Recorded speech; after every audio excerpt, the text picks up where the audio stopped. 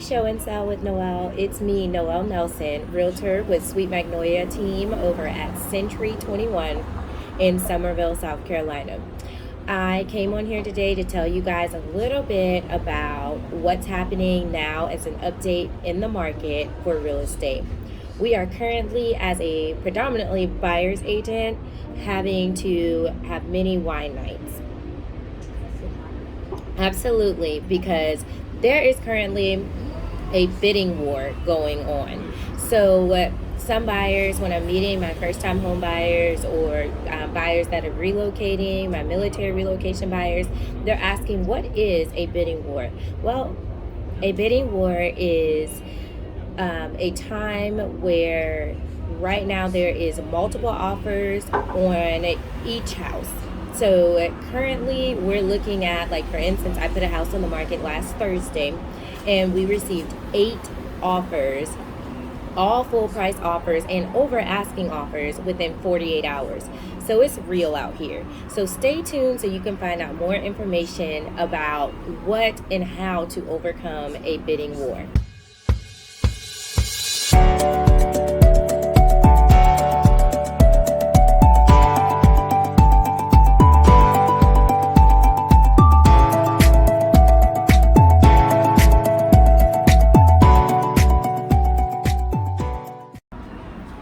So why is there a current bidding war going on? That is the main question that everyone has to ask.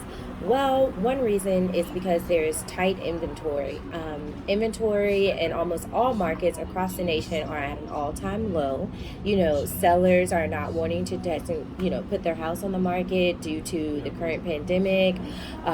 There's also, some inventory issues with new construction. There's also another reason why there's low inventory is also the influx and migration of buyers. Due to the pandemic, a lot of households are now restructuring, whether they're downsizing, upsizing. Everybody wants to move. There's also very low interest rates, so that is causing another influx of buyers. Some people who, may not have been able to qualify are now qualifying, and you're qualifying for more. So low interest rates means lower monthly payment, which means bigger house is what it really equates to. Now the question is, who is being affected by the bidding war? Well, of course, buyers are being affected across the board, whether they're first-time home buyers or not. Buyers are having to put in multiple offers on different properties because, it is a bidding war.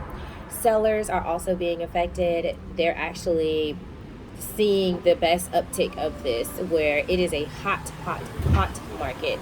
So sellers are getting over asking price offers and offers with little to no contingency. So it's definitely a win.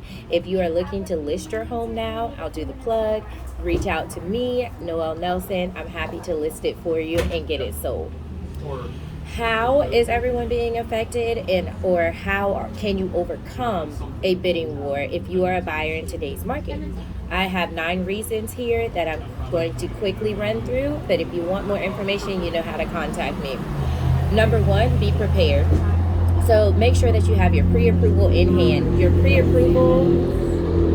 pre-approval gives you that amount that you know that you can afford from the lender. It also solidifies with the seller that this is a serious buyer. You've already done most of your steps in having your financial stance checked on by a lender, so you're more likely to qualify and be serious buyer. Also, you can make sure that you have realistic expectation. So what I mean by that is, it is a bidding war. So at this point, it's not recommended that you come in with that idea of, can I offer $10,000 below asking price and see what they say? So that's really probably not going to fly right now in the current condition of the market. You want to have realistic expectations. Have your realtor do a comparative market analysis on the home so you can know what the house is recommended for an offering, and you want to come on strong with that offer. So that is also number 2, highest and best offer up front. Make the highest and best offer you can up front. Absolutely. And it's also a time, like, maybe You might need to cover your closing costs or majority of that closing cost, because the closing cost just really takes away from what the seller is going to end up netting upon closing on their home and selling their home. So the more that the closing cost that you would be able to come up with, the better your offer is going to stand. Another reason, you might want to meet the agent in person. So if you're looking at a property and you've made an offer or looking to make an offer, you may want to attend the open house and meet the listing agent in person. You can take your buyer's agent with you. I'm happy to go along with my buyers. And that just kind of puts a face with, the offer there. Kind of give that emotional connection, which is my reason number 4, which is going to be write a personalized letter. Maybe come up with some ideas of why you'd like to purchase the home, and you want to write a handwritten letter to the seller, and that kind of builds a bond with them and creates an emotional connection with the seller. Another reason, number 5, I also want to touch on meet in the middle. So when we talked about when we talked about realistic expectations, you want to also try to meet in the middle. Try to find out what's important to the sellers, whether it's purchase price, closing costs, a higher net, or just the closing date. Some sellers cannot close within 30-45 days, a standard time for a loan to close. So they may actually need a little bit longer time to search for their new home, or they're building a new home. So ask those questions up front so that when you make your first offer, the best offer you can come up with, you've already got that on there, and you cared enough to put in a little piece to meet in the middle with the seller. Another good thing that you could do also is drop the contingencies. Pay your closing costs. Drop the contingencies. So think in the seller's shoes, again, with that meeting in the middle. The less you ask the seller for, that is predominantly purpose for the buyer, the more that seller will get back selling their home, and they're likely going to take the offer where they get the highest net from. At the end of the day, it is the bottom line that these sellers are looking for. And there's going to be other offers that have little to no contingencies. So pay for your own termite inspection is my suggestion to you. Maybe cover your own home warranty also, so that first year you can try it out, as a buyer, and pay for your own home warranty and decide at that point if you want to continue with the third-party warranty. So those little things can actually save the seller thousands on the back end. So get with your realtor and make sure you ask those questions of how you can come up with and cover some of those costs. One of the last things that I would like to talk about is raise your deposit.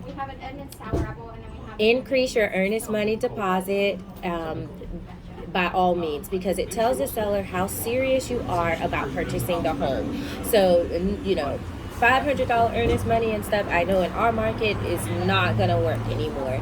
Increase those dollar amounts, because at the end of the day, buyers, that earnest money, as long as you go through with the sale, it's going to come back to you at closing. So you'll see if your closing cost is, $5,000 at closing, and you put in a $3,000 earnest money deposit. When you go to closing, that $3,000 will be deducted. You'll bring $2,000 to the table. So that's an easy way to, make your offer stand out and try to help you win this bidding war. Lastly, escalation clause. So this is actually a little technique and a tactic that your realtor can help you with. When it basically states that a buyer can beat any other offer that a seller may receive up into a capped amount. So you can do an escalation clause where you can say, you'll escalate the price up to $1,500 over any other offer's asking price up to a certain amount that you're willing to offer on the home. So for example, if you list a home at $265,000, maybe you'll do an escalation clause for beating all offers up to $1,500 over each offer asking price, but you cap out at $270,000. So that's just a quick, nice little tactic that you can use. But these are just great ways on how you can possibly win a bidding war, and what a bidding war is currently going on. So if you have any questions, of course, I'm here to help you. You can reach out to me, Noelle Nelson, at 843-489-1141. And thank you, Show and Sell. Please make sure you click subscribe, and also like. Feel free to comment on below if you have any other, techniques or tactics or questions that you have, or if you'd like for me to cover a topic, I'm more than happy to. Bye. See you guys later. I am a first-time home buyer. In my particular situation, my lease is ending in a couple of months, so I really wanted to be able to, move into a home that was, ready to go. I didn't have to wait for it to be built. I didn't have to, wait for any major construction to be done to it. So, with that being said, in the market, it was just so crazy. So many people on one house, so many offers. It just got a little bit discouraging at a point. But right now, we found our home, which is amazing to me because it's everything that I want. I would say thanks to my realtor because she kept me and my partner leveled. Well, really me, because I was going through it, just worried about the housing market. But my advice to first-time home buyers, especially in this market, is to just stay hopeful and stay determined to find your home, and don't be deterred. I would say by the market. Just continue to keep your head up. Know that from a good realtor once told me, if the house is yours, it is yours.